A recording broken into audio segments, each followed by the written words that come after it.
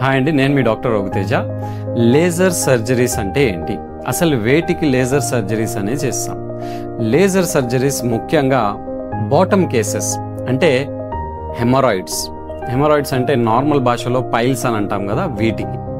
ఇదే కాకుండా ఫిస్టులాస్ అవుతాయి చాలామందికి. ఫిస్టులాస్ ఎప్పుడవుతాయి? పెరియానల్ యాబ్సెస్, చీము లాగా ఫామ్ అయ్యి ఆ చీము ఒక ట్రాక్ట్ లాగా ఫామ్ అయిపోతుంది, దాన్ని ఫిస్టులా అంటాం. ఇలాంటి ఫిస్టులాస్ని కూడా లేజర్ ద్వారా ట్రీట్ చేయొచ్చు. ఫిజర్స్ అంటాం. ఫిజర్ అంటే ఆ మోషన్ హోల్ ఏదైతే ఉంటుందో దాని ప్లేస్లో ఇట్లా కట్ లాగా అవుతుంది. ఆ కట్ని రిలీజ్ చేయాలి, మానిపియాలి అంటే అక్కడ ఉన్న స్పింక్టర్ని కట్ చేయాలి. వీటిని కూడా మనం లేజర్ ద్వారా కట్ చేయొచ్చు, దాన్ని స్పింక్టరాటమీ అంటాం.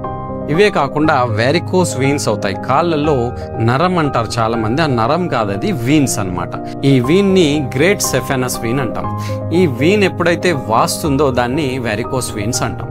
ఈ వెరికోస్ వీన్స్ని కూడా మనం లేజర్ ద్వారా అబ్లేట్ చేయొచ్చు. అబ్లేషన్ అంటే కాల్ చేయడం.